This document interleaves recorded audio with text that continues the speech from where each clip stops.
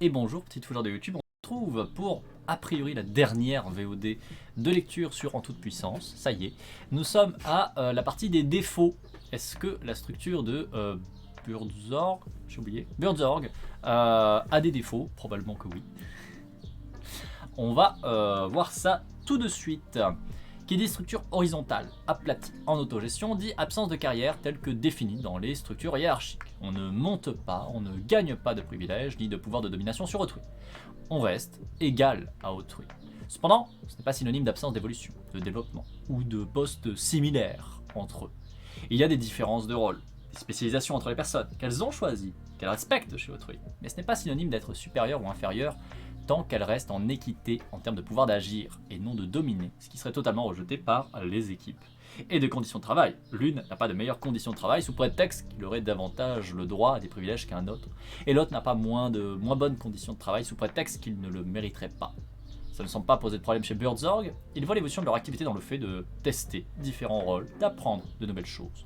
Autrement dit, l'évolution, le changement est lié au faire, à l'être, plutôt qu'à l'avoir. Ce n'est pas un problème, la motivation intrinsèque semblant être bien plus forte. Par exemple, dans les témoignages rapportés par Nandra, de nombreuses infirmières qui exerçaient des postes de direction ont finalement choisi d'exercer plutôt à Buurtzorg. La façon d'exercer le métier pleinement était finalement perçue comme étant plus important que les signes de supériorité. Cette absence de course de l'extrasec n'est pas du tout vécue comme un problème car les personnes ont une vraie vocation, une vraie motivation intrinsèque pour leur métier, et donc recherchent davantage l'évolution dans la variété des rôles et des tâches, un enrichissement lié aux besoins de compétences, et non lié à un grade artificiel.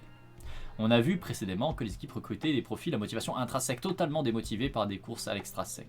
Au final, les gens s'y retrouvent, et le faible turnover, le peu d'arrêt maladie, est aussi un indicateur qui montre qu'effectivement, ils ne font pas uniquement la promotion du système Buurtzorg, mais ils trouvent un réel épanouissement. Mais ceci est tout aussi bien le point le plus exaltant de Buurtzorg que celui qu'on pourrait le plus critiquer. Il est impensable d'arriver à Buurtzorg juste dans l'idée de faire ses heures et travail tel que planifié, récolter son salaire et tout oublier. Le système, ses règles, ses buts, son mode de fonctionnement ne convient qu'aux personnes qui ont la passion de leur métier, qui l'ont à cœur, qui le vivent en continuité dans leur vie sans compartimenter, sans le séparer du reste de leur vie. Cela s'oppose aussi conceptuellement à une vision syndicale du métier qu'on rencontre parfois où l'idée serait juste de pointer au travail, d'espérer ou militer pour de meilleures conditions, absence de dangerosité, sécurité de l'emploi, salaire juste, etc. Empocher son gagne-pain et pouvoir se couper totalement avec le travail en espérant le plus de temps libre via les vacances ou la diminution du temps horaire de travail. Or, à Buurtzorg, il n'y a pas cette stricte compartimentation. Tout d'abord pour des raisons géographiques. Nous nous rencontrons très fréquemment, même en dehors des heures de bureau, car nous sommes nombreux à vivre dans le même quartier. Nous rencontrons également des membres de la famille, ou des voisins d'anciens, ou actuels clients lorsque nous faisons nos courses, ou si nous allons nous promener. Puis nous avons généralement une conversation rapide et apprenons les dernières nouvelles, les conditions spécifiques du client. Cela vous aide à garder un œil sur vos clients. Personne ne les y oblige, mais c'est une continuité logique de la façon dont ils lient l'importance du réseau social et la guérison. Autrement dit, ils ne coupent pas vraiment le temps de travail avec le temps privé. Non pas parce qu'on les oppresse, les surmène, mais parce que c'est une motivation qui persiste et qui est aussi nourrissante. Cette non-compartimentation est aussi mentale.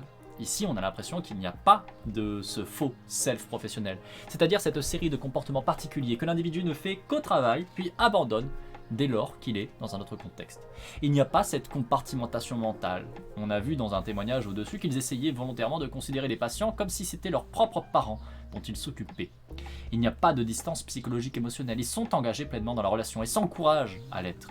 Alors que dans d'autres perceptions du soin, au contraire, il serait souvent conseillé de préférer un détachement, une distance, un faux self professionnel pour se sécuriser. Mais cette sécurité est aussi critiquable à bien des titres, dans le sens où ériger cette forteresse mentale empêche, certes, de vivre des émotions négatives, mais aussi fait obstacle aux émotions positives et liées aux relations. Là-dessus, je reviendrai effectivement notamment sur un truc. Vous avez tout ce qui est comment ça s'appelle, l'équilibre des sphères de vie. La théorie de l'équilibre des sphères de vie, en gros, c'est, pour faire très simple, vous avez plusieurs sphères de vie dans laquelle vous évoluez. D'un côté, on va dire la sphère professionnelle, d'un autre côté, par exemple, la sphère familiale, d'un autre côté, par exemple, la sphère amicale, etc. Et pour normalement être une bonne personne, d'un point de vue structurel et fonctionnel, on va dire, il faut avoir un équilibre entre toutes ces sphères de vie. Il faut que vous arriviez à ne pas trop donner à l'une et ne pas trop négliger une autre. Bon, Je vous avoue que personnellement, souvent, cette théorie, elle m'a été présentée donc, par des professionnels en psychologie sociale qui voient le travail comme une nécessité, comme un besoin, comme quelque chose qu'il faut faire, parce que c'est par le travail que tu te réalises. Je n'ai pas forcément cette vision-là. Voilà, on va pas se mentir. Tout dépend de ce que tu mets dans le sens du mot travail en fait. Je pense que déjà ça vient de là. Mais même dans le cas où tu te raccroches à une définition que je vois, je trouve ça discutable. Ce côté, il faut qu'il y ait toutes ces sphères et il faut respecter des temps équilibrés entre toutes. Je suis pas d'accord pour plein de raisons. Parce que si tu prends par exemple la sphère familiale, est-ce que j'ai envie de passer beaucoup de temps avec ma famille de droite? Vous vous doutez que non. Est-ce que ce serait une bonne chose que j'accorde plus de temps et plus de ressources à ma famille de droite et aux relations que je trouve discutables qu'on a avec elle? Non. Ça m'apporterait pas du bien. Je ne serais pas une personne très heureuse. Voilà, je vous le dis. Est-ce que c'est important de donner du temps au travail, etc. Là aujourd'hui en tant que streameuse, j'aurais tendance à vous dire oui parce que c'est un métier qui me passionne, parce que créer du contenu en ligne, etc. ça me plaît beaucoup et que je passe de très bons moments en rencontrant des personnes super intéressantes dans le chat, etc. Ok. Est-ce qu'il faudrait que j'en fasse moins? Parce que je fais quand même beaucoup. De toute façon, pour vous donner une notion, globalement sur le principe, alors notamment quand je n'ai pas de crise, ma santé qui me pose problème ou manque de sommeil, etc. Je suis censé faire à peu près 7 heures de stream tous les jours. Du lundi au vendredi inclus. Avec parfois des streams qui se rajoutent par-ci par-là, le soir, le week-end. Par exemple, tous les derniers vendredis du mois, à partir de 21h, on fait un autre stream. Donc à partir de 21h jusqu'à minuit, 1h du mat, grosso merdo. Et ça vient se rajouter au reste. Plus tout le temps off que j'ai à gérer pour, par exemple, m'occuper de la chaîne YouTube, pour papoter, échanger sur le Discord, sur mes différents réseaux, etc. Ce qui me prend un temps phénoménal et des ressources phénoménales. Est-ce qu'il faudrait que je diminue ce temps et que j'en serais bien et que j'en serais heureux? Pas forcément. C'est pas forcément pertinent. Du coup, c'est vrai que cette manière-là de voir les choses, cet équilibre des sphères de vie, moi, me laisse toujours un peu perplexe. Après, ceci dit, j'ai entendu des professionnels qui travaillaient ces questions-là qui disaient que l'équilibre des sphères de vie est assez personnel. Que de toute façon, partant de ce principe-là, en fait, comme c'est assez personnel, chacun y met en fait ce qu'il a besoin et les besoins ne sont pas les mêmes d'une personne à l'autre. Ce qui mitige un peu. Mais c'est vrai que j'ai toujours un peu de mal avec cette vision-là. J'ai toujours un petit peu de mal avec cette vision-là. J'en ai déjà parlé de la sphère de vie, des équilibres de sphère de vie. C'est vrai que je suis pas du tout rentré dans les détails à chaque fois, parce que c'est pas forcément pertinent. Là, ça l'est un peu plus, parce que là, justement, on voit qu'il y a effectivement cette sphère de vie qui est complètement mélangée au reste. Donc, techniquement, si tu te cadres dans l'idée de l'équilibre des sphères de vie, là, t'es pas bon. C'est censé être un problème, puisque du coup, tu mélanges ta sphère privée à ta sphère travail, et c'est censé ne pas être une bonne chose. Mais est-ce que ça a l'air d'être une mauvaise chose pour ces gens-là? J'ai pas l'impression, puisque c'est ce qu'ils recherchent, puisque c'est leur métier de passion, etc. Vous voyez, il y a plein de trucs où du coup je fais né. Si on décorrèle la rentabilité de la production, je suis d'accord. Sachant que quelque chose n'est pas rentable, n'est pas gaspillé pour autant, oui. Perso, je vois le travail comme du commerce, échanger de l'énergie, du temps, accomplir des tâches en échange de thunes. Pourquoi pas? Ça, c'est l'emploi, effectivement, mais c'est pas forcément le travail. Et perso, pour moi, c'est un chantage. Oui, un petit peu. Bonjour, colonel sans moutarde. C'est bien pour la société d'apporter un travail, mais pas forcément pour l'individu. Je suis pas d'accord, non plus. Tout comme c'est bien pour un oncle droitard de te raconter comment fonctionne son fusil à pompe, mais pas bon pour l'individu. Non plus, je suis pas d'accord. Par exemple, si tu prends le cas de le travail est bien pour la société, mais pas forcément pour l'individu. La société est composée d'individus, de fait. Donc partant de là, est-ce qu'un travail qui n'est pas bon pour des individus est pertinent pour la société? Je ne pense pas. Je pense qu'il faut peut-être remettre en question des valeurs qui sont dites extrinsèques, autrement dit qui ne sont pas issues des individus, qui sont issues notamment de construction sociale, parce que potentiellement on vit dans des cadres où une classe est dominante et va imposer, infuser cette manière de voir, cette manière de gérer les choses, etc. à travers tout le reste de la société, parce que c'est à son avantage, mais qui n'est pas l'avantage de la grande partie de la société. Aujourd'hui, est-ce que produire est une bonne chose? C'est présenté comme quelque chose de bon. Est-ce que factuellement c'est quelque chose de bon? Non, puisqu'on est en train d'épuiser notre planète, parce qu'on est en train de détruire notre planète avec ça, parce que même si on produit dans tous les sens et qu'on n'a jamais autant produit, on n'a jamais eu autant d'écart au niveau des populations. On a des gens qui sont littéralement sans rien, qui sont en train de se crever et qui n'ont rien, et qui pourtant peuvent passer un temps phénoménal à travailler, encore et encore. Donc là-dessus, déjà, je suis pas d'accord. Voilà. Déjà, ça me fait craquer, ça me fait dire que non. Et après la deuxième, un oncle droitard qui va te raconter comment fonctionne son fusil à pompe, qui serait bon pour lui, mais pas bon pour l'individu. Pareil, est-ce que c'est bon que ton oncle droitard puisse se complaire et continuer à te décrire comment fonctionne son fusil à pompe, etc., qui reste enclavé dans sa petite vision étriquée? Bah ça, globalement, non, clairement pas. Clairement, c'est pas bon. On montre justement à travers, notamment l'ouvrage qu'on a lu, mais tout un tas d'autres études qui ont été faites, que les fonctionnements justement droitards, qui sont ce qu'on peut traduire sur des échelles de mesure comme le RSWA et le SDO, Right Wing Authoritarism et Social Dominance Orientation, que ces profils-là sont des profils qui ne sont pas heureux. Ces gens ne sont pas bien en général, parce que notamment ils sont dans des systèmes de pensée, des systèmes de fonctionnement, où ils vont être sur des valeurs qui sont extrinsèques, des valeurs qui viennent de l'extérieur d'une construction sociale, qu'ils ont fait leur, mais qui n'est pas leur. C'est pas la leur. Et comme ils essaient de se conformer à ces visions-là, à ces croyances-là, à ces besoins-là, qu'ils se complaisent là-dedans, par fonctionnement, généralement ils ne se réalisent pas. Et ils ne sont pas heureux. C'est pour ça aussi que vous avez toutes ces constructions qui poussent à hiérarchiser les populations, à se comporter comme de vrais sombres connards horribles avec d'autres personnes. C'est parce que, à côté de ça, eux-mêmes n'en sont pas satisfaits. Et moins ils sont satisfaits, plus ils vont essayer de répondre à ce qui est censé leur apporter la satisfaction, qui du coup ne l'apportera toujours pas. Et donc plus ils vont se mettre dedans, plus ils vont être violents, nocifs pour autrui, etc. C'est pour ça. Moi je me disais juste que ça lui faisait du bien de parler de sa passion. Justement, pourquoi est-ce que c'est sa passion? Est-ce que c'est véritablement sa passion, ou est-ce que c'est une passion qui lui est, entre guillemets, imposée par une construction sociale délétère dans un cadre dans lequel il a évolué, etc., qui lui a fait dire c'est ta passion, mais en fait peut-être pas tant que ça. Peut-être que vraiment il a un certain plaisir à te décrire le fonctionnement de son fusil, mais au-delà de ça, qu'est-ce que ça lui apporte véritablement? C'est ça aussi qu'il faut poser. Et c'est là où on va rentrer dans des constructions systémiques. En fait, on se rend compte qu'on n'est pas juste un individu avec 2-3 trucs qui se battent en duel côte à côte. Non. On est en soi nous-mêmes déjà des systèmes. Et on évolue dans tout un tas de systèmes qui existent, qui coexistent. Certains nous touchent, d'autres nous touchent moins, d'autres peut-être même ne nous touchent pas, on ne sait pas. J'avoue, ça dépend des systèmes auxquels on fait référence. Toujours est-il qu'il y a tout un tas de systèmes. Toutes les choses sont interconnectées, plus ou moins, directement, indirectement. Si tu tires sur une ficelle à un endroit, tu vas forcément faire bouger qu'il y a de l'autre côté. Alors peut-être qu'il y aura 5 étapes au milieu qui vont toutes faire que tu vas bouger dans un sens, puis dans l'autre la ficelle d'après. Peut-être. Peu importe. Ça ne change pas que les choses sont connectées, les choses sont reliées. Quand tu touches d'un côté, tu vas toucher de l'autre. Et c'est ça qu'il faut essayer de prendre en compte, c'est ça qu'il faut essayer de voir. Et c'est pour ça que on parle de systèmes qui vont être structurants. Parce que les systèmes justement sont faits de telle manière que ils vont te pousser dans une direction. À côté de ça, nous avons quand même des leviers, nous avons des moyens, parce que justement quand on va travailler sur ces systèmes, quand on va voir ces systèmes, on va se rendre compte qu'il y a tel ou tel levier qui existe à tel ou tel endroit. Et que du coup, appuyer sur tel levier va plutôt diriger dans telle direction, alors qu'appuyer sur tel autre levier va plutôt diriger vers telle autre direction. Et c'est ça qui fait qu'on a un peu, même si c'est limité, de contrôle, on va dire, sur la direction que peuvent prendre nos vies, nos contextes.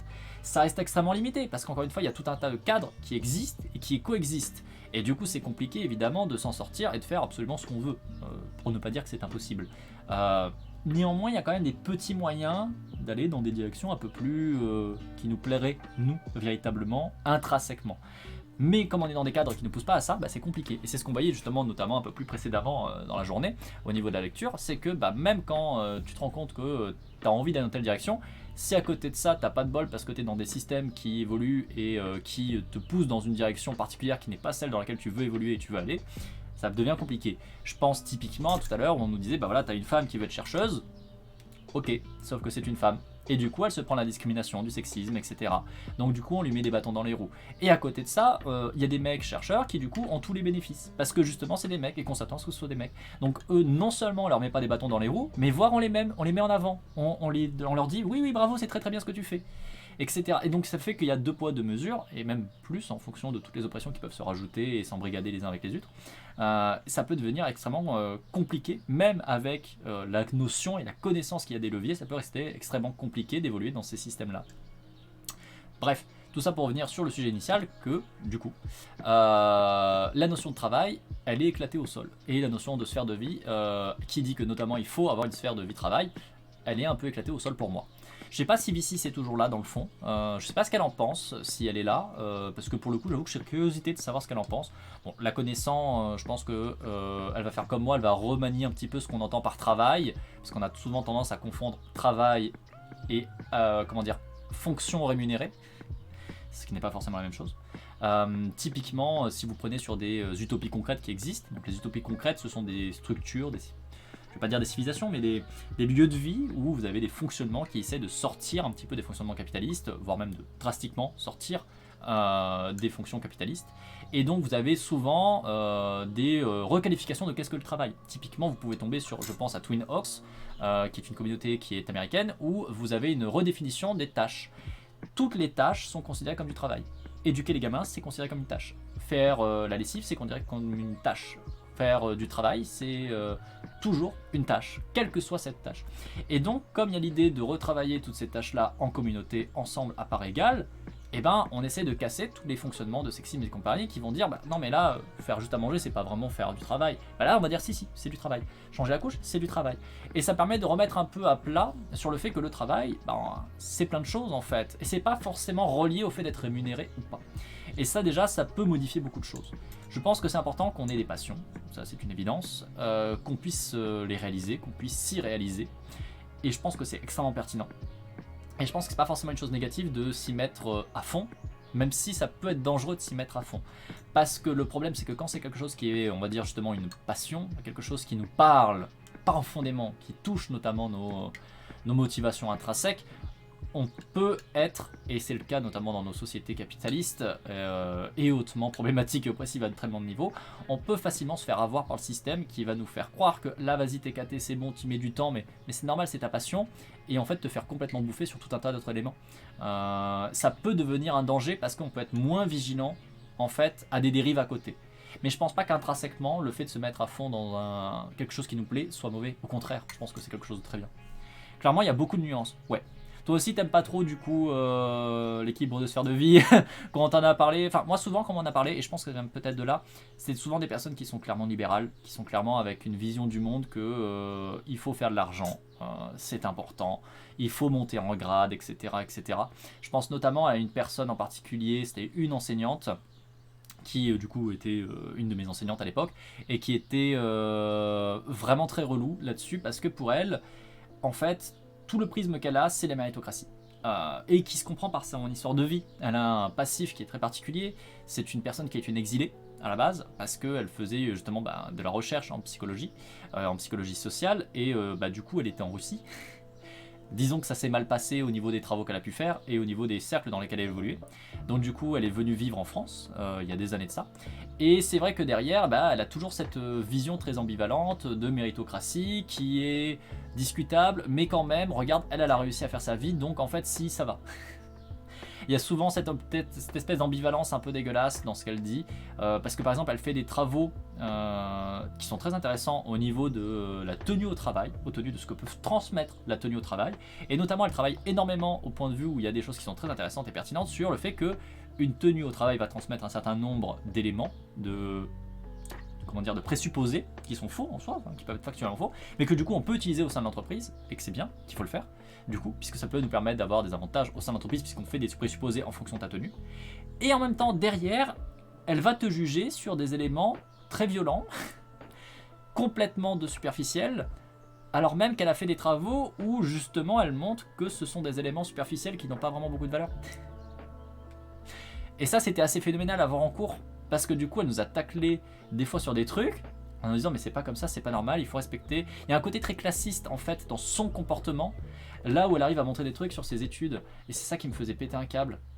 Et après, bon, elle était validiste, c'était horrible, et à plein de niveaux, c'était pas une très bonne personne. Mais bon, bref. Moi, je le comprenais à l'échelle d'un individu. Je me disais que si personne ne participe à la société, il n'y a plus rien de possible. Ouais, mais... Enfin, c'est ça... En fait, il faut arrêter de toujours individualiser les choses. Nous sommes des individus, mais nous sommes des individus au sein d'un groupe social et au sein de structures sociales qui englobent les groupes sociaux. Du coup, c'est incomplet à minima que de prendre un seul des points de vue.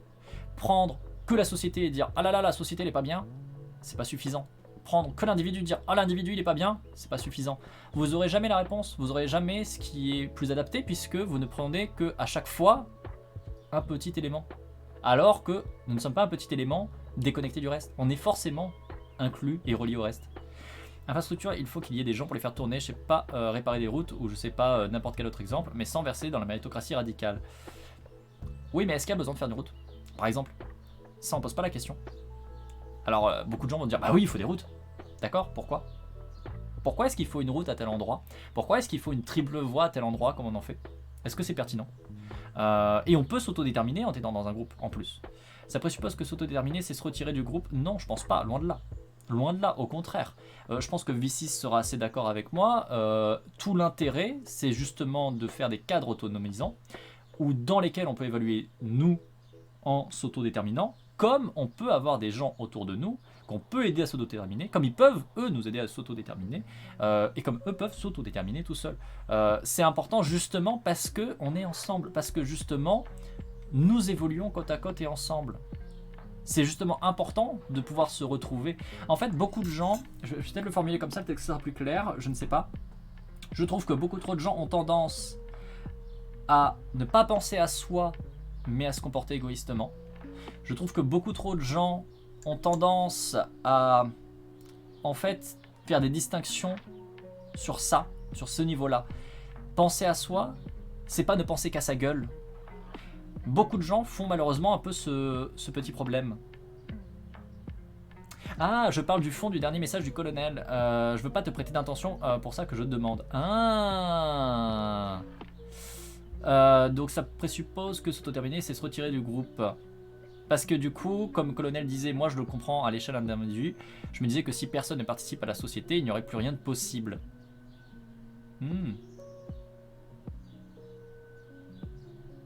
Bah, c'est pas forcément que ça mène à des endroits où personne ne veut aller, c'est pourquoi est-ce qu'on veut aller là-bas? C'est ça aussi qu'il faut se poser question. Si vous regardez aujourd'hui l'agencement des routes, pourquoi est-ce qu'il y a des routes et pourquoi est-ce qu'il y a des routes si grandes et à certains endroits? Et pourquoi est-ce qu'il n'y en a pas d'autres endroits? Et en fait, si tu commences à te poser ces questions-là, tu vas te remarquer que ah bah tiens, c'est parce que c'est un gros axe commercial. Ok, très bien. Pourquoi est-ce que c'est un gros axe commercial? Bah parce qu'il y a telle autre entreprise là-bas qui produit tel truc et qui du coup va passer par là. Ok, très bien. Est-ce que cette entreprise on en a besoin fondamentalement? Est-ce qu'on a besoin qu'elle produise autant? Est-ce qu'on a besoin de tout centraliser là-bas? En fait, c'est ça où il faut remettre en question plein de choses. Et c'est ça où pour l'instant c'est pas le cas. En fait. Parce que c'est une critique faite aux anards en général de vouloir vivre solo dans la forêt, si je caricature. Oui, c'est vrai que souvent c'est des choses comme ça qu'on nous dit, alors que c'est pas le cas. Être anarchiste, si on fait un petit écart sur les anarchistes, être anarchiste, ce n'est pas être solo dans son coin.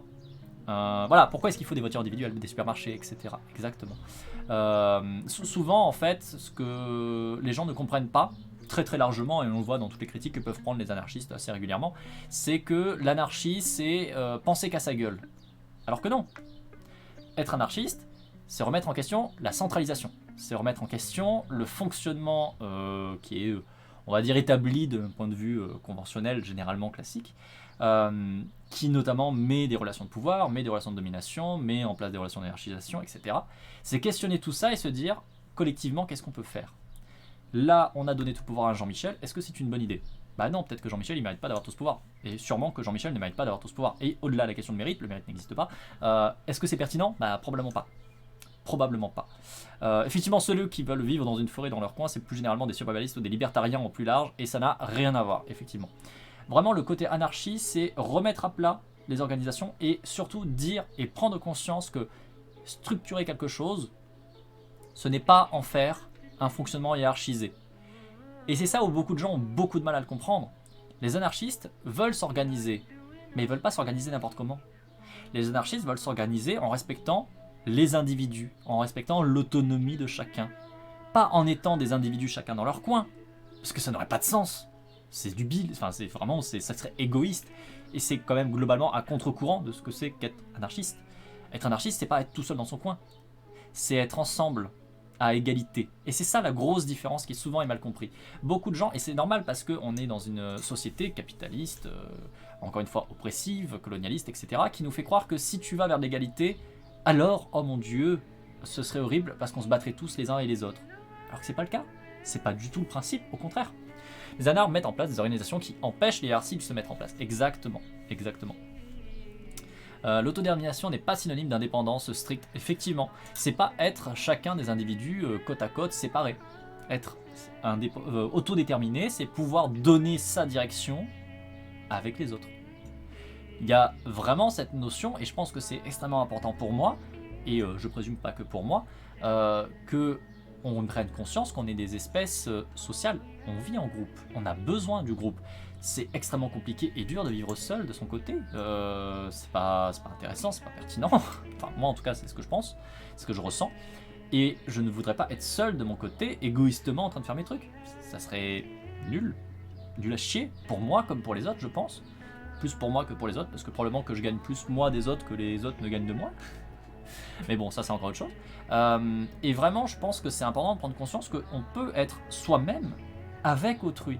Et c'est à ça que veulent pousser notamment les anarchistes, et je pense que c'est à ça aussi que peut amener les théories de l'autodétermination, c'est être soi-même avec autrui. Et c'est pour ça aussi que je pense que c'est le mode de fonctionnement et le mode de travaux qui est très pertinent pour notamment les milieux militants comme les miens et comme un certain nombre d'entre vous qui sont issus des milieux LGBT, c'est que ça peut montrer que justement, nous qui subissons quand même régulièrement beaucoup de violence de la part de beaucoup de gens, notamment il y a beaucoup de personnes trans dans le chat, il y a quand même beaucoup de gens militants de gauche, etc. Dans le coin, beaucoup de personnes queer dans le coin, on sait à quel point on peut subir violence sur violence, et on sait à quel point c'est important d'accepter, de s'accepter soi, d'accepter autrui, et de se faire accepter par autrui. Et je pense que justement, tout l'intérêt de la théorie de l'autodétermination, c'est de montrer que c'est oui, c'est pertinent, c'est intéressant, ça apporte des choses. Justement, tout l'intérêt, c'est de s'autodéterminer, de s'accepter soi-même, et de s'accepter soi-même avec autrui, comme on accepte autrui, et d'avancer ensemble, chacun, en fait, ensemble, en étant soi-même. C'est vraiment pour moi le point fort, le point à mettre en avant. L'argument que s'il n'y a plus d'ordre, c'est le chaos est souvent défendu par des steaks naturalistes en mode c'est dans la nature de l'homme d'envier son voisin. Non, pas du tout. Niquez-vous. Faites pas ça, dites pas ça. C'est pas pour rien que les régimes politiques communistes finissent toujours souvent en autoritarisme, hein. Oui.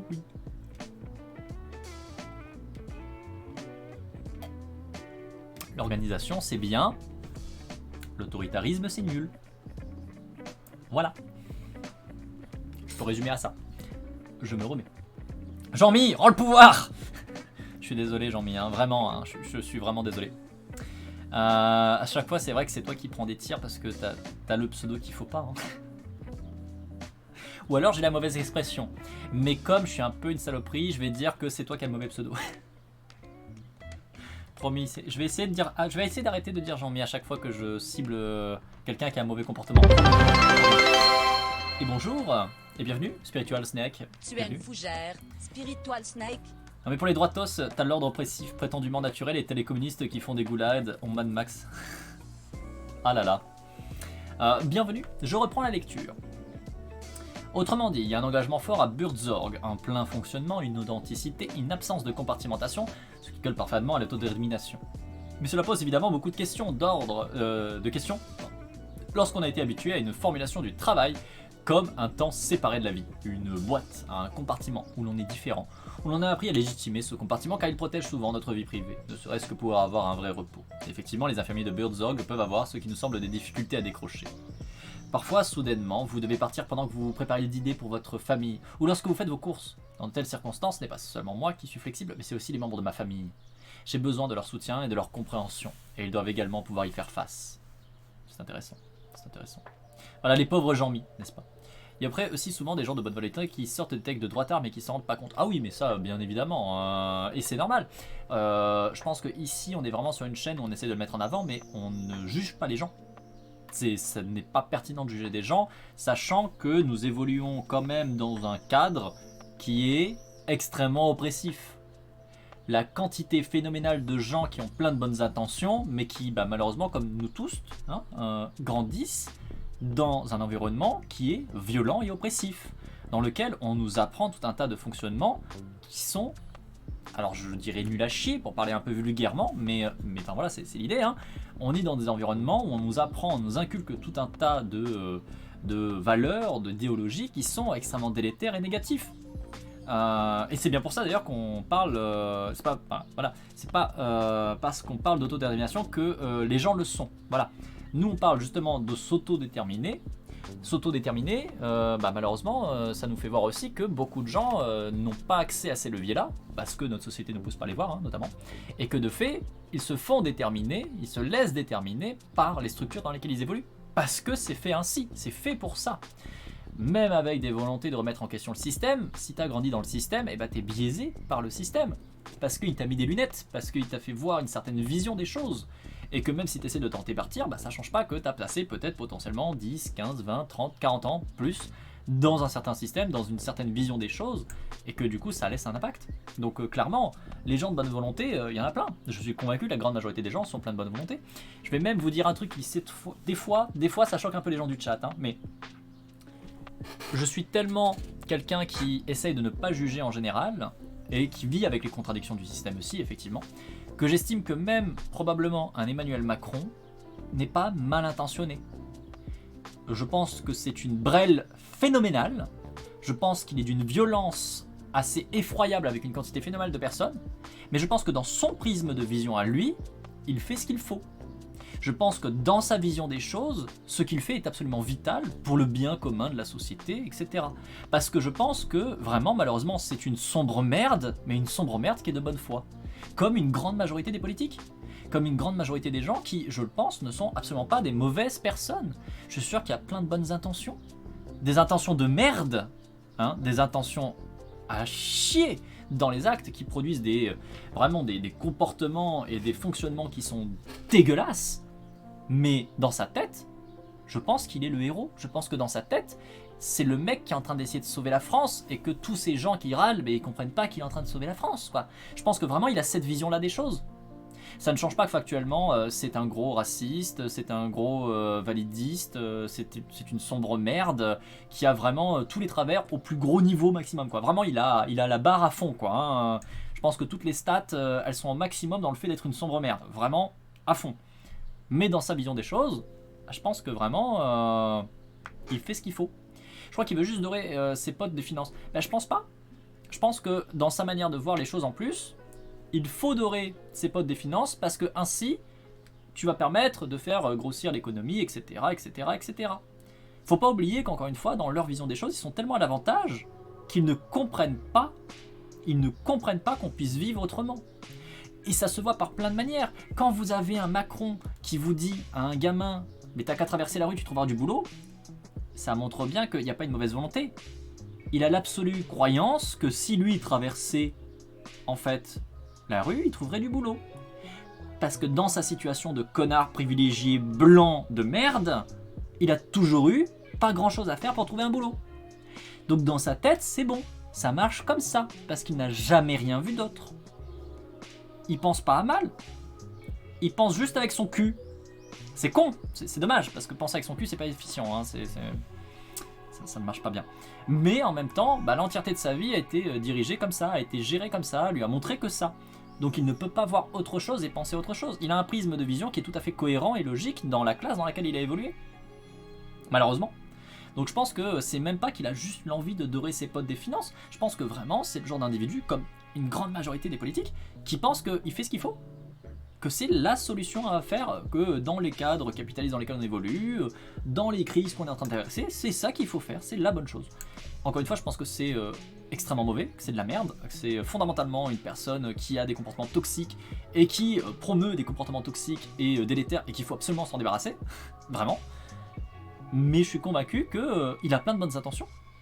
Les bonnes intentions, c'est joli, hein. On en a plein des bonnes intentions. Plein de monde ont plein de bonnes intentions. Ça ne nous empêche pas d'être des sombres merdes.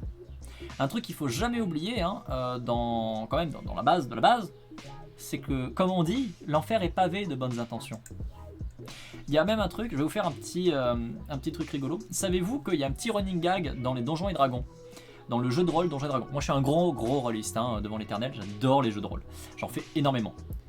On estime généralement, dans le milieu des rôlistes, que quelqu'un qui fait du Donjons et Dragons, le pire alignement à avoir, la personne qui sera le plus susceptible de faire des actions horribles et à 200%, ce sont des paladins qui sont loyaux et bons. Pourquoi?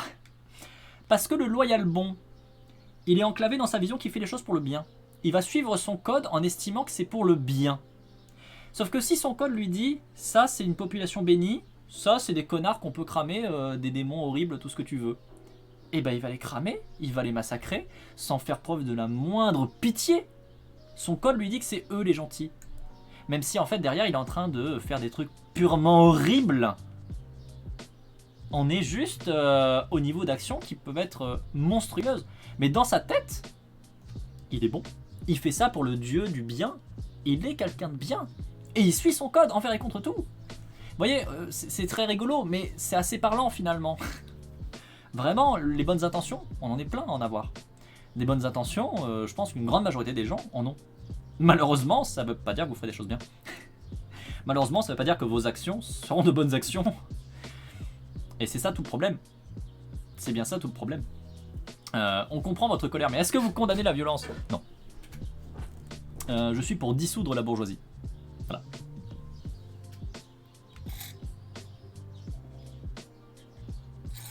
Je déteste les paladins loyaux bons, les pires joueurs pour avoir une partie de merde.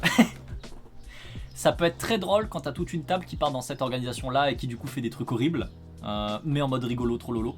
Mais c'est vrai que ça peut être infect à vivre quand toi justement t'es là en mode, par exemple un neutre bon.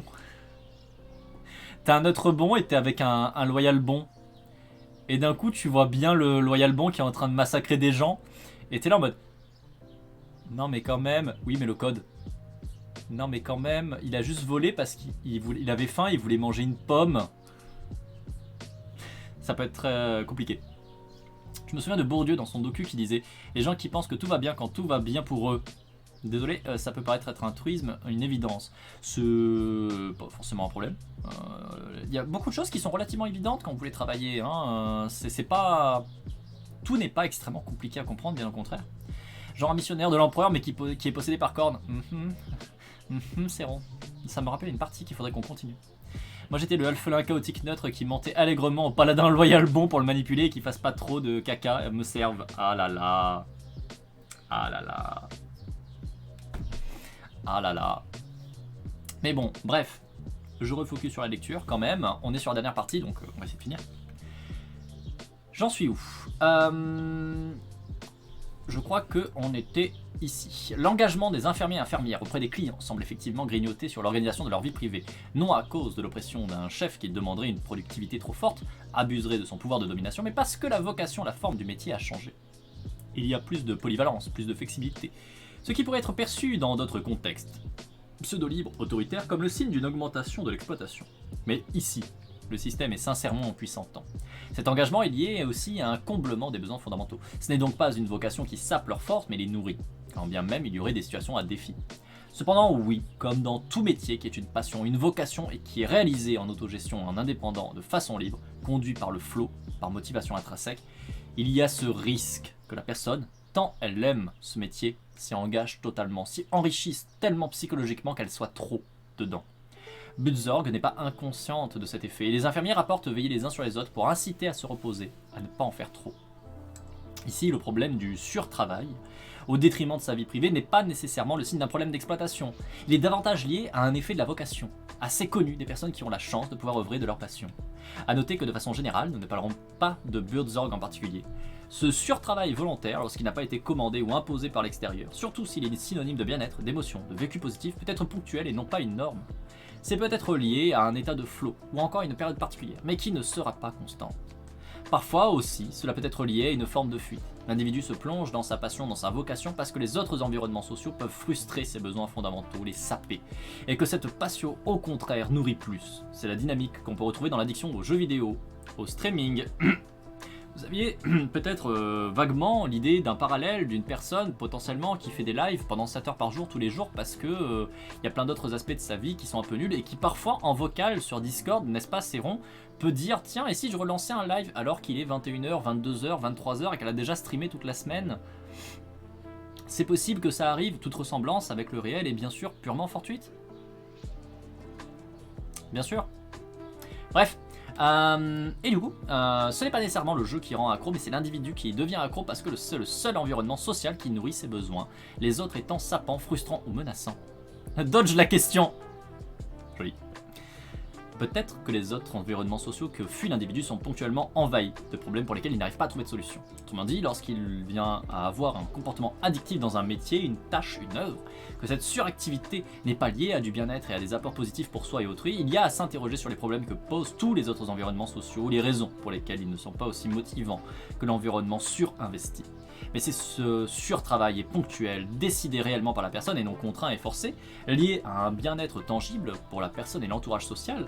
Cela a du sens, c'est lié au fait de finir une œuvre, un travail qui compte énormément, lié à une situation particulière qui doit être résolue, ce n'est pas forcément un problème. Dans de nombreux métiers, c'est même assez commun qu'il y ait des situations qui demandent une haute activité, sans pour autant qu'il y ait derrière des manœuvres d'exploitation ou de la part de l'individu un problème d'addiction. Tous les métiers liés à l'urgence, comme la médecine, le sauvetage, l'humanitaire, peuvent être face à des situations d'adversité assez surmenantes, pour lesquelles personne n'est en faute, accident, catastrophe naturelle, etc. Ces situations vont intrinsèquement demander ponctuellement à l'environnement social une suractivité. Et cela peut très bien se passer si la structure sociale répond en temps normal aux besoins fondamentaux.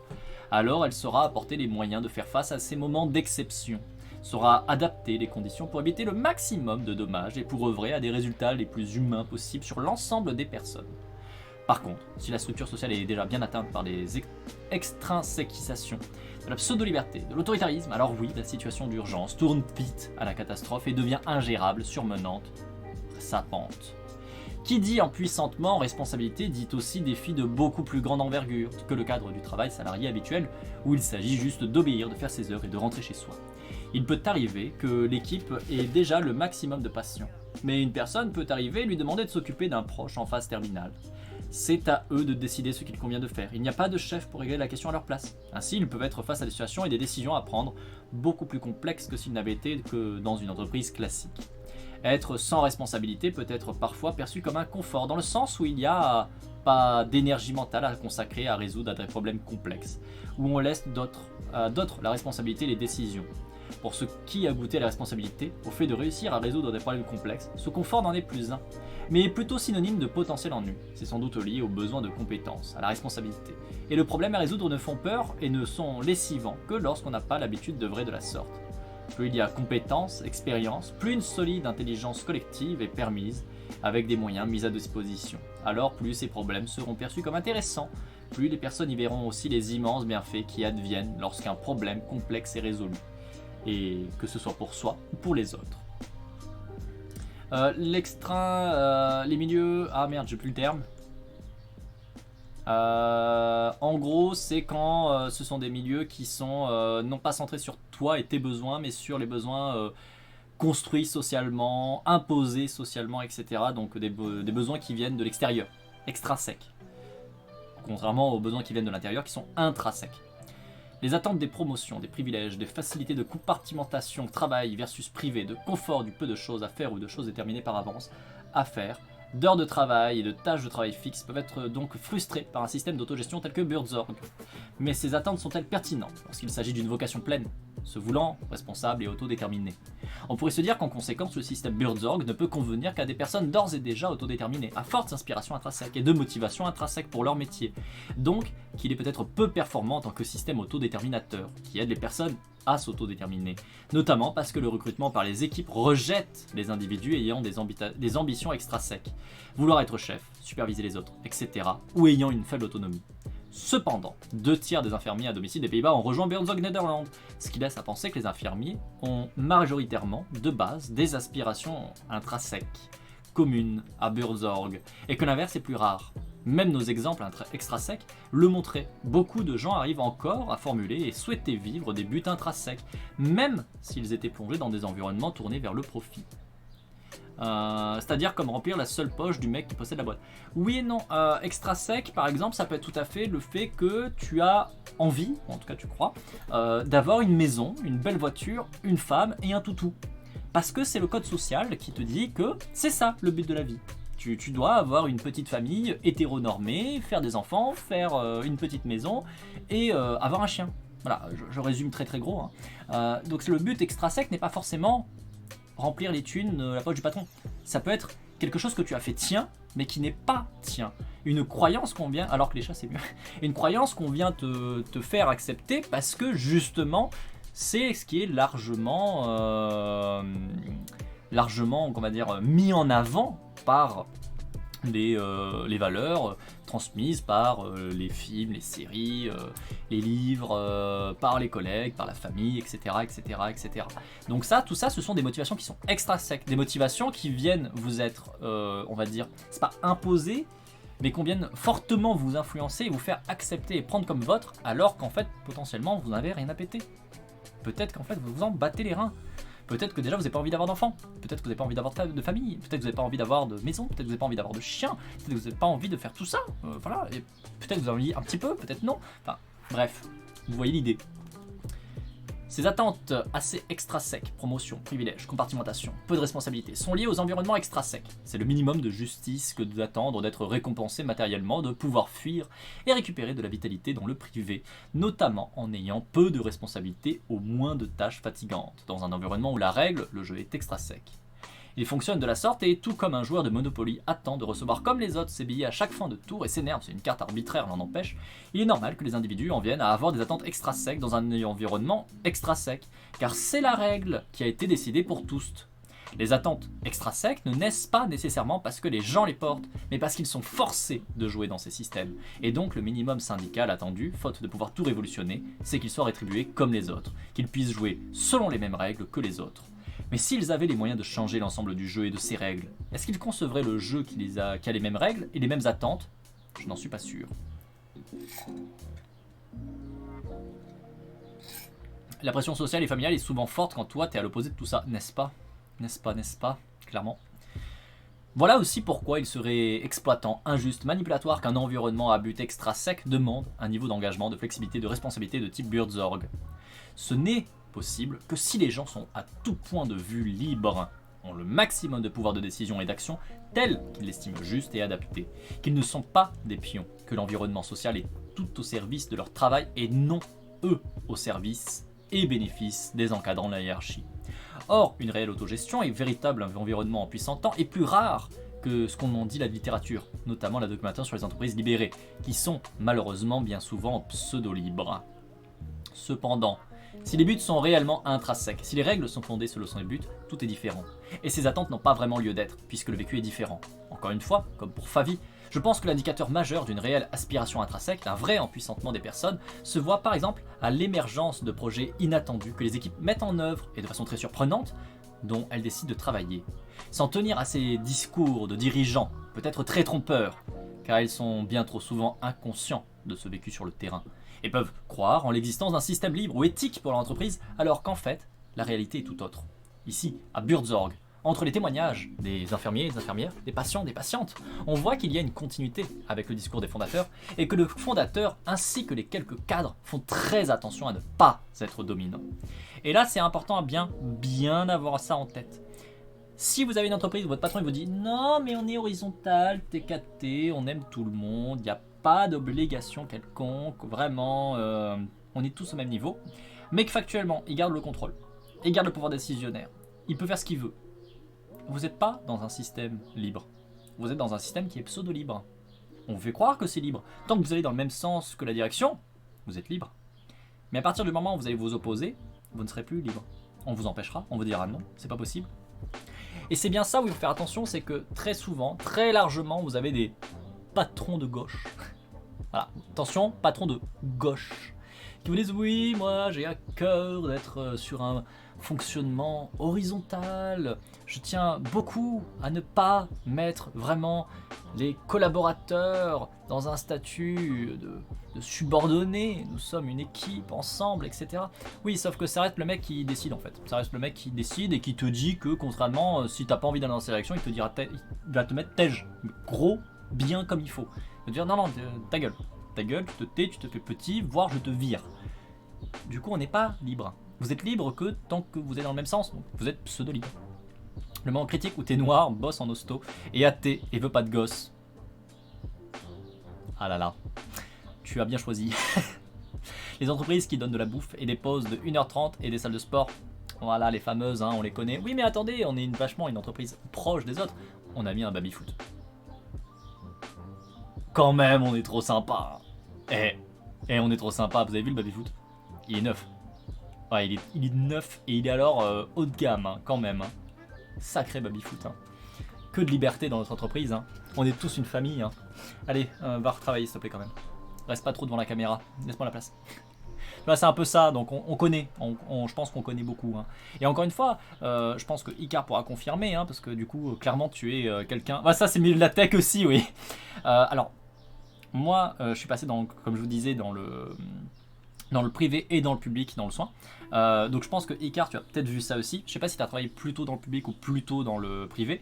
Mais moi, ce que j'avais remarqué, c'est que dans le privé du soin, ils avaient mis en place un truc, parce qu'on est tous une famille... Ils avaient mis en place des séances de massage. Sauf que les gens qui devaient faire le massage, c'était les autres soignants.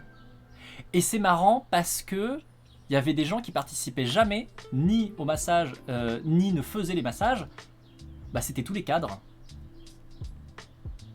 C'est marrant quand même. Vous avez vu, on est une belle famille, on est libre, on est tous ensemble au même niveau. Mais en fait, non. C'est rigolo. C'est quand même comique. Je trouve ça marrant. Puis à côté, les revendications salariales, d'être payé au-dessus du SMIC, tout ça, allez vous faire foutre? Ah oui, d'accord, ah oui, bon on va se faire foutre. Hein. Mais on va se faire masser par la collègue, qui est déjà épuisée aussi. Mais allez, chaud, c'est cool. C'est un système à la belge public-privé. Ok. Et du coup, je pense qu'il y a peut-être eu ce même genre de choses, parce que je ne vois pas pourquoi la Belgique ferait pas ce genre de choses, parce que malheureusement, ça reste un pays européen qui a donc le même genre de travers que les autres. Bon, après, c'est peut-être quand même un peu différent de la France, hein, mais je pense que tu as dû voir ce genre de fonctionnement, sans forcément ce fonctionnement-là précisément. Ça m'étonnerait pas que tu aies vu des trucs un peu dans le même goût. Parce que encore une fois, on a beaucoup ce genre de choses, hein, vraiment. Et notamment, ça je l'ai vu dans le public particulièrement, où tu vois vraiment ce dialogue du oui, mais on fait ça par vocation, pour le soin des gens, etc. Et puis derrière... Voilà quoi. En vrai, ça allait avec mon ancienne boss, mais sinon oui. Ouais, après, en même temps, tu nous disais, ton ancienne boss, du coup, elle était plutôt très proche. Et ça, c'est bien. Ça, typiquement, ton ancienne boss, à mon avis, c'est le genre de profil que Vici s'expliquait notamment plutôt dans le livre, qui va essayer de reprendre l'autonomie. La personne qui va essayer justement d'utiliser, de hacker un peu le système pour reconstruire un cadre dans lequel on peut avoir un minimum d'autonomie. Et forcément, ça change tout, quoi. Parce que s'il y a vraiment cette attention-là, cette volonté-là, ça va mieux. Par contre, après arrive le problème où tu te fais tège. Tu te fais tège parce que t'es fatigué, parce que t'en peux plus, et que derrière on vient te mettre du coup la supérieure qui elle n'est pas du tout autonomisante. Après, je savais pas trop comment le prendre de me faire masser par mon boss. Déjà, en fait, le truc est là. Si tu continues à considérer que c'est ton boss, tu n'es pas dans du libre. Déjà, là le truc en fait. Si tu continues à considérer que la personne qui a le poste, on va dire, de organisation, c'est ton boss, c'est que du coup, tu n'es pas dans une organisation libre. Dans une organisation libre, horizontale véritablement, tu n'as pas de boss, tu n'as pas de hiérarchie. Tout le monde est au même niveau hiérarchique, c'est juste que vous faites chacun un métier, des tâches particulières. Mais vous êtes au même niveau, donc il n'y a pas de patron, il n'y a pas de boss. C'est juste le mec qui a la charge, ou la meuf qui a la charge, d'organiser qui fait quoi. Mais basta. Derrière, ça reste un individu qui est tout à fait au même niveau hiérarchique que toi. Et du coup, à ce moment-là, en fait, la réflexion de est-ce que c'est un problème si on me masse ou pas, elle se pose pas trop en fait. Alors, bien sûr, si on craint pas les massages et tout ça, hein, parce qu'il faut bien sûr que ça te convienne aussi. Là, dans le truc que je pense, que je vous disais, c'est qu'en fait, dans le système donc privé où j'étais de soins, dans l'hôpital privé, ils avaient mis ça en place que les différents membres de l'équipe médicale faisaient des massages et recevaient du coup des massages par d'autres membres de l'équipe médicale parce que, alors, ils n'avaient pas assez de fonds, soi-disant, pour pouvoir du coup engager un ou une masseuse professionnelle. Donc c'est pour ça. Mais par contre, ils avaient assez de fonds pour du coup, en fait, faire des formations pour que le personnel puisse faire des massages. Ok, admettons. Et derrière, du coup, c'est que c'est tes collègues qui sont aussi lessivés et épuisés que toi, qui du coup doivent te masser, tout comme toi, tu dois du coup les masser. Et t'es en mode... Hein? Non, faites pas ça, arrêtez. Les gens sont déjà épuisés, ils en peuvent plus, bande de glands. Enfin bref, c'était assez incroyable. C'était assez incroyable. Mais bon, bref. Je reprends la lecture. Du coup, nous en étions où? Est-ce au tour de terminement? Besoin à déficit. Ils n'en parlent pas du tout dans les témoignages parce qu'ils sont très certainement satisfaits. Ce qui laisse à penser cela, c'est qu'il y a énormément de moments type pause de café avec les personnes. On voit qu'il n'y a aucun obstacle posé à cela et qu'au contraire cela fait partie prenante de leur habitude. Les infirmiers étaient vraiment libres de tous leurs mouvements. Autonomie. L'autonomie de tous est nourrie, que ce soit les patients, leurs familles, les infirmiers avec l'autogestion. C'est même un objectif central et une qualité qu'ils répètent à de nombreuses reprises. Tant leur propre autonomie professionnelle que celle qu'ils veulent apporter à leurs patients. Compétences. L'autonomie étant nourrie, on voit que les infirmiers et infirmières cherchent à développer personnellement leurs compétences, soit au travers de spécialisation, soit en cherchant à résoudre des problèmes de plus grande envergure, et au quotidien en étant toujours dans l'objectif d'apporter des solutions à tous les problèmes des patients ou organisationnels. Excusez-moi. Flow, le fait que les infirmiers et infirmières s'incitent entre eux à prendre des congés du repos montre qu'ils sont très engagés dans leur travail et on peut donc supposer qu'il y a du flow. Tous les éléments sont réunis pour le produire, en premier lieu l'autonomie et leur propre contrôle sur l'activité, ainsi que le fait qu'ils puissent développer par eux-mêmes leurs compétences et peuvent réfléchir à des défis compliqués s'ils le souhaitent. Proximité sociale, elle est totalement comblée tant pour les patients que pour les infirmiers et infirmières, entre l'équipe de siège, le fondateur, les infirmiers et infirmières. Ils rapportent se sentir vraiment bien, soutenus, respectés dans leur autonomie par le siège. Rapportent qu'il est très facile d'entrer en contact avec le fondateur si besoin. La communication, la coopération, la cohésion, et cela même s'ils sont maintenant très nombreux, sont rendus plus accessibles grâce aux soins apportés à l'intranet et à tous les outils numériques visant à cette coopération, dans un esprit concrètement démocratique. Même le système informatique a été pensé pour ne pas reproduire les dérives de la rationalisation. Compétences socio-émotionnelles. Elles sont un élément très important de leur pratique, notamment sur le versant de l'écoute, leur permettant d'apprendre les besoins des patients et d'y répondre d'une façon qui les aide à retrouver leur autonomie. Compassion, altruisme. La compassion est totalement à l'œuvre ici. On le voit dans leurs initiatives qui vont encore plus loin que le contrat avec le client. Par exemple, lorsqu'ils remarquent une problématique importante, les aidants fatigués, qu'ils montrent des projets pour la résoudre, ouvrir une maison leur permettant de se reposer. L'altruisme et la compassion sont laissés s'étendre et des moyens sont mis pour aller au bout de leur but. Aspiration intrinsèque. Toute la structure a été conçue par cette aspiration intrinsèque qu'est le soin au patient, sa guérison, son maximum d'autonomie. Pour cela, tout a été mis au service des infirmiers et infirmières pour les aider à réaliser cette mission, en leur faisant confiance en leur but, leur vocation, leurs compétences, leur capacité à s'organiser et décider d'eux-mêmes. On est clairement ici dans le mode être. Ils suivent une vocation. Aspiration extrinsèque. Toute la structure a été conçue en contre-modèle des aspirations extrinsèques qui dirigeaient les entreprises de soins à l'époque et vivaient une rationalisation économique, du benchmark, des économies d'échelle. Étonnamment, bien que Buurtzorg vise vraiment prioritairement la meilleure soin aux patients et donne toute sa confiance en l'expertise et la capacité des infirmiers et infirmières, qui alors prennent leur temps et tous les moyens nécessaires, l'entreprise a mieux réussi en termes d'économie que les autres environnements dont c'était pourtant l'objectif. Elle a réussi à conquérir le marché du soin à domicile dans les Pays-Bas, réussi à optimiser le temps de soins, non en rognant sur les minutes de trajet ou via des planifications, mais en donnant pleinement de l'attention aux patients, avec calme et très grande sociabilité.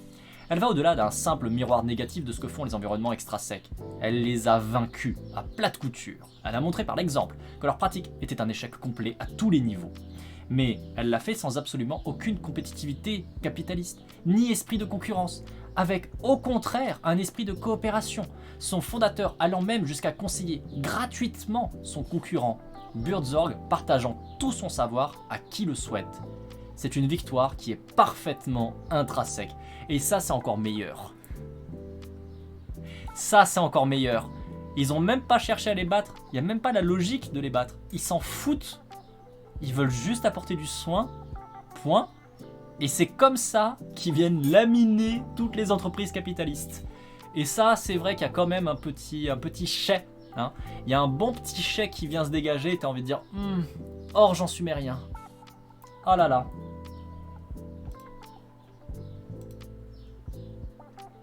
Ah là là, c'est encore meilleur. C'est encore meilleur. Exactement.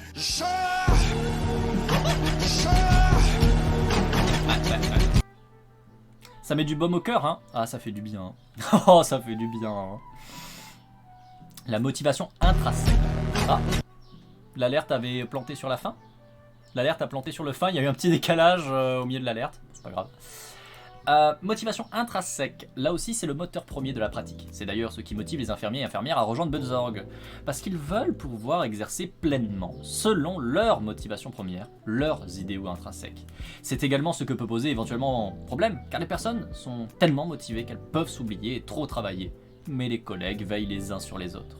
Motivation extrinsèque, il n'y a pas de régulation compartimentée, ni de signe d'introjection ou de régulation extrinsèque. Les seules formes de motivation que l'on voit dans les témoignages sont, de façon claire, liées à la motivation intrinsèque et à la régulation intégrée, notamment pour la question des valeurs qu'ils veulent suivre ensemble et qu'ils mettent réellement en œuvre, telles que l'autonomie, la créativité, le pragmatisme, etc. Orientation. Elle semble autonome et il y a un effort pour la maintenir autonome. Par exemple, les coachs régionaux, dont le conseil est parfois demandé par les équipes rencontrant un problème ou une difficulté, basent leur pratique sur les possibilités, qu'elles aient été déjà expérimentées par d'autres équipes, ou encore, en rappelant les capacités de l'équipe, il s'agit de se centrer sur les possibles. Alors qu'un management contrôlant aurait imposé des idées sur la base d'évitement de problèmes ou d'annulation de ceux-ci. Ici, c'est une orientation vers ce qui n'est pas encore. Et le coach ne fait que susciter le brainstorming vers cet inconnu possiblement positif, dans une écoute qui semble respecter les principes de Rogers. Dans la pratique des infirmiers et infirmières, ce temps de café est une recherche de possibilités avec le patient. C'est pas une centration sur les impossibilités que posent leurs conditions. RWA et SDO, il n'y en a pas de trace. Le fait de mettre tant d'importance à l'équité, à l'égalité, est intrinsèquement anti-SDO. Les patients rapportent que les équipes sont ouvertes à tous. Il n'y a pas l'air d'avoir de discrimination, de préjugés. Justement, c'est pour ça que dans un milieu de marché impitoyable, ils cherchent toujours à se débarrasser des trop bonnes affaires, mais quand les gens s'arrangent entre eux pour éviter des frais qu'ils veulent imposer aux consommateurs. De quoi? Je comprends pas par rapport à quoi tu dis ça, colonel. Mais effectivement, les entreprises capitalistes sont des entreprises qui sont dites prédatrices, qui essaient d'éliminer tout le reste. Mais c'est ça qui est encore une fois drôle, c'est que là en l'occurrence, comme ce sont des structures qui sont totalement en dehors des cadres capitalistes, elles sont beaucoup plus solides. Elles mettent un peu plus de temps à se mettre en place, elles commencent plus lentement, mais une fois en place, elles sont en place et elles ne tombent pas, ou en tout cas très difficilement. Ce qui n'est pas le cas d'une entreprise capitaliste. Une entreprise capitaliste est constamment, tout le temps, un géant au pied d'argile. Il suffit d'une crise, placée au bon moment, au bon endroit, et elle disparaît. Et c'est ce qu'on constate en fait constamment.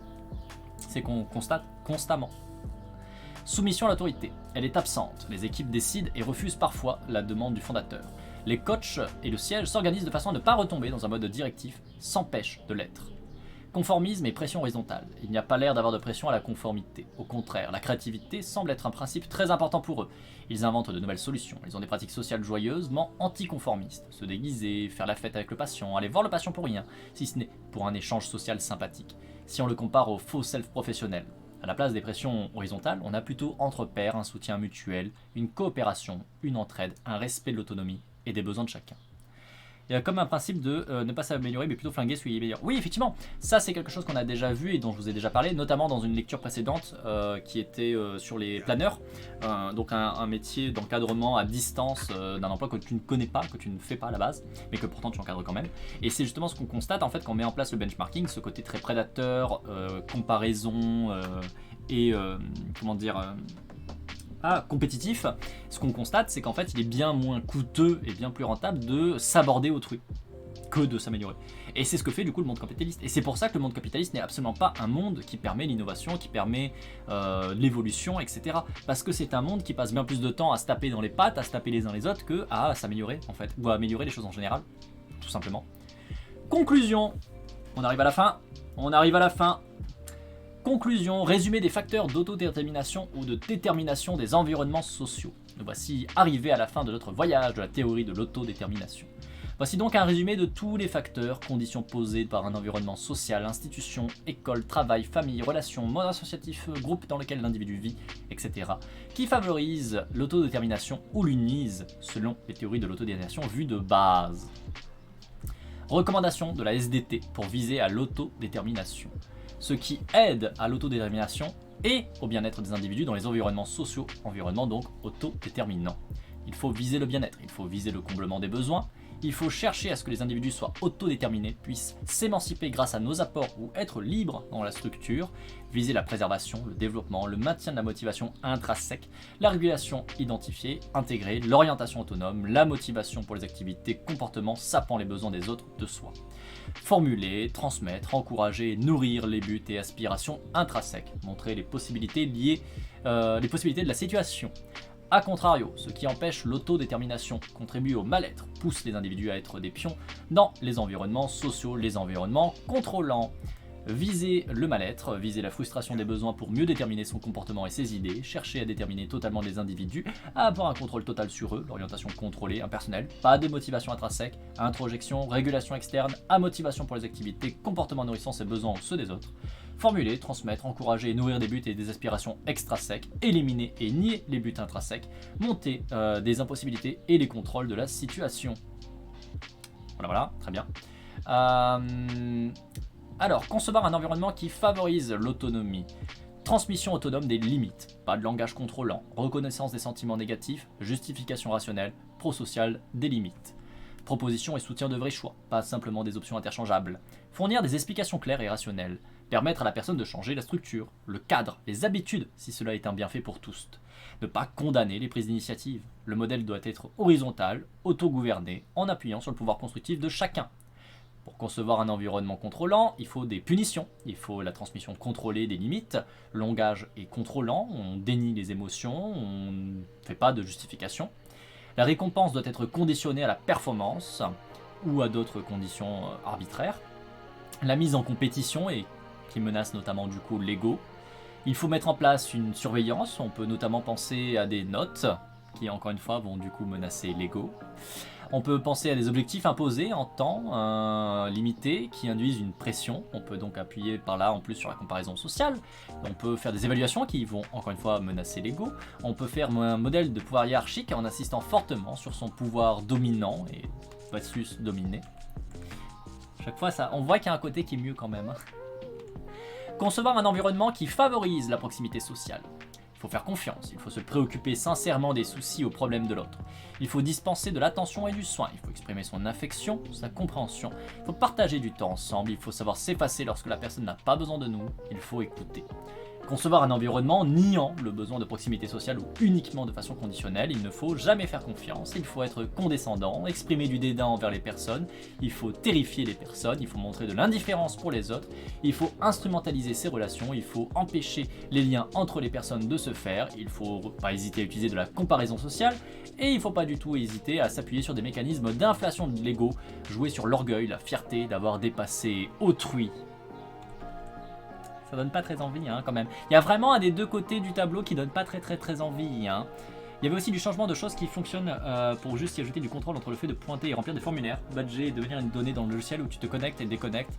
Là où quand tu perds pas dans le contrôle, tu as plus de temps pour bien faire les choses. Oui, en effet. Concevoir un environnement favorisant les compétences.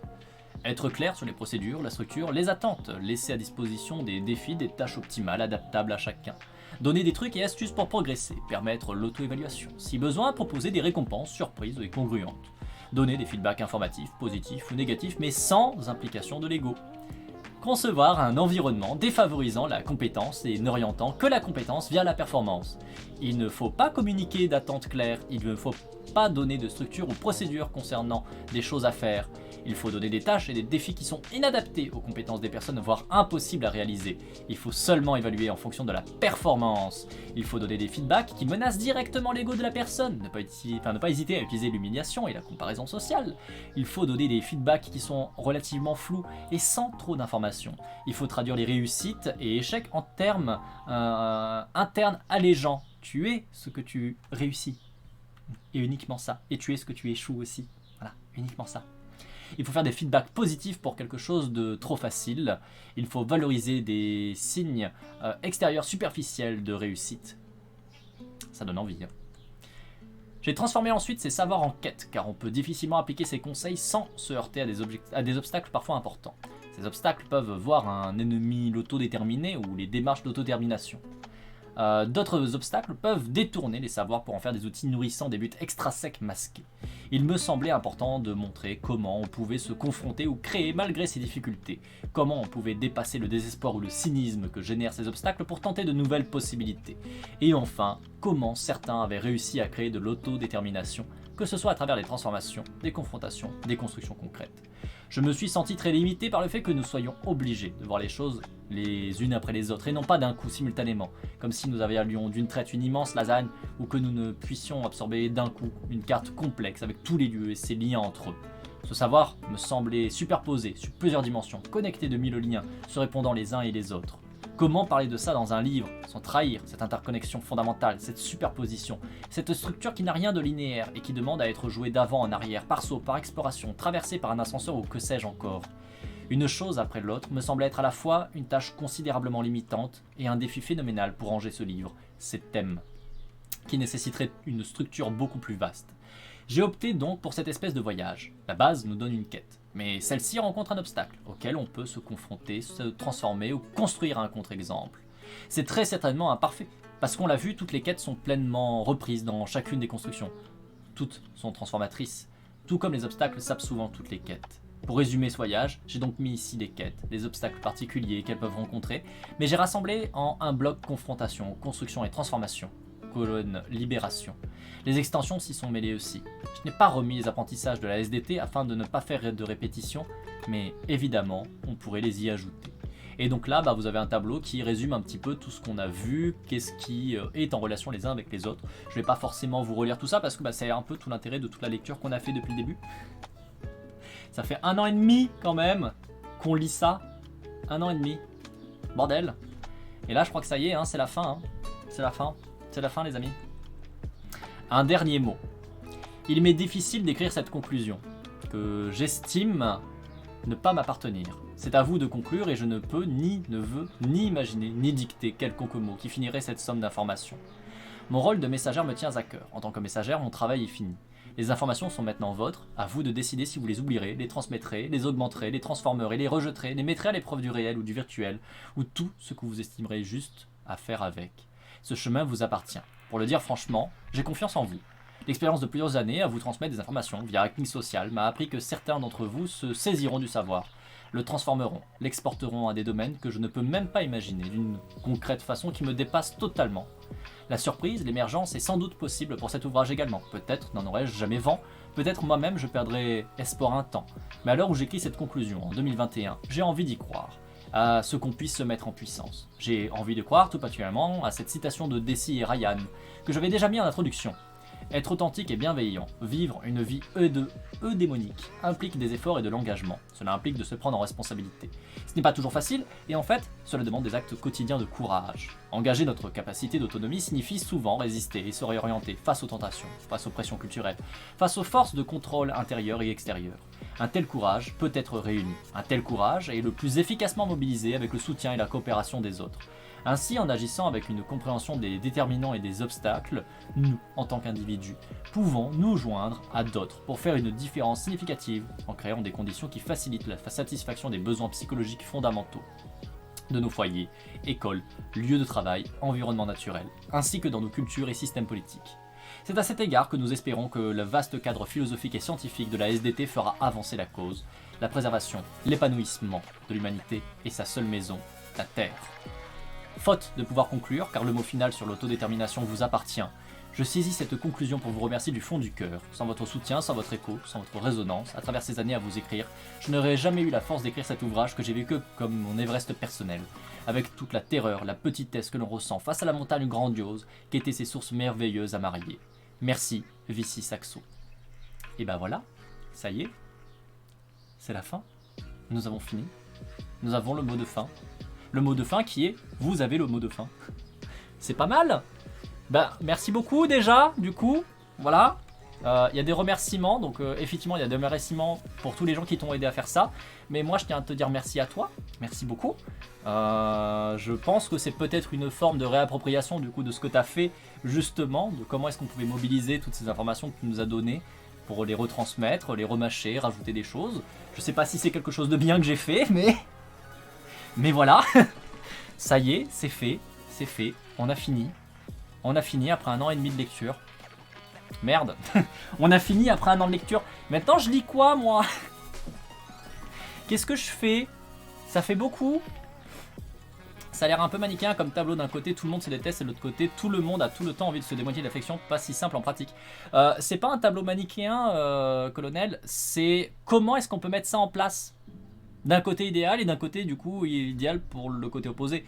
Donc c'est pas un point de vue manichéen, c'est pas le principe, c'est pas regardez, c'est ça ce qu'il faut faire. Regardez, c'est ça ce que font les méchants gens. C'est regardez, on peut faire ça et on peut faire ça. C'est deux manières de faire. et vous avez tout un continuum entre les deux. Simplement ça, pas forcément gros plus que ça. Grâce à toi, je me suis consciemment spoilé la fin.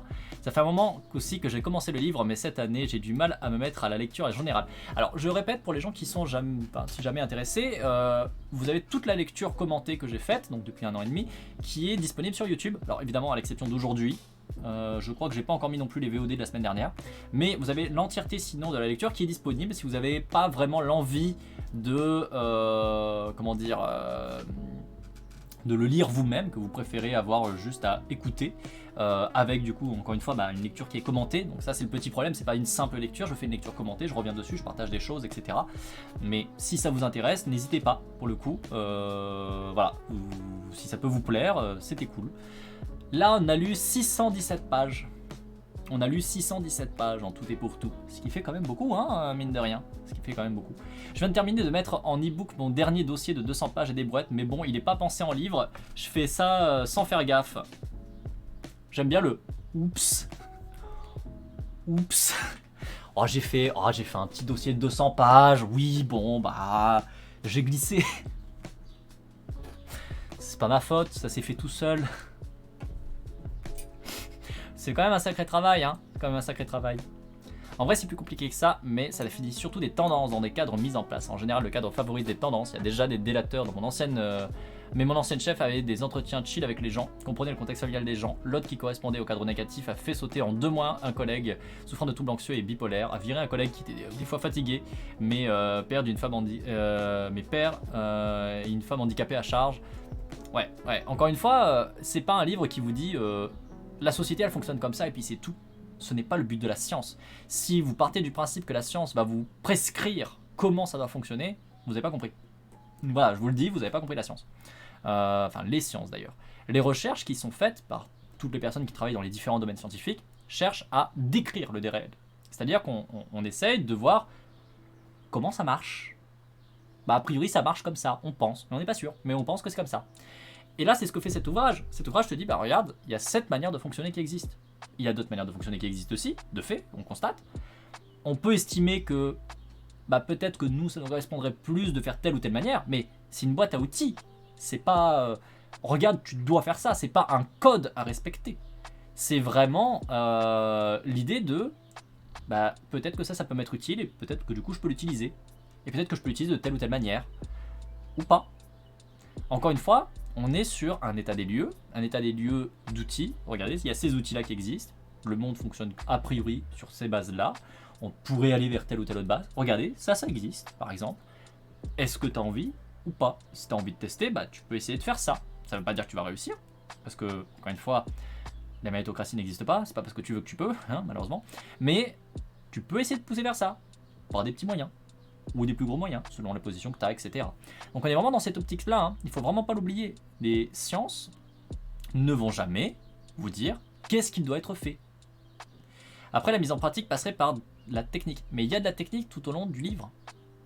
C'est tout le principe. Et il y a de la technique, on vous montre concrètement comment ça marche. Concrètement, qu'est-ce que vous pouvez faire pour le mettre en place à plein de moments dans le livre. Encore une fois, si vous n'avez pas vu l'intégralité du livre, c'est pas lu l'intégralité du livre, c'est pas grave. Problème. Vous avez tout qui est disponible déjà sur Hacking Social. Je vous remets le lien évidemment dans le chat. Pour l'exclamation hop, HS. Voilà, Hacking Social, vous avez tout. Vous avez donc accès directement à la lecture. Sinon, vous avez évidemment sur YouTube, sur ma chaîne YouTube, vous aurez toutes les VOD. D'ailleurs, je vais conclure cette VOD là. Et pour le coup, il n'y a pas juste oh, regardez, c'est joli, et puis voilà. C'est une boîte à outils avec, fonctionnellement, comment est-ce que vous pouvez l'utiliser à plein de moments.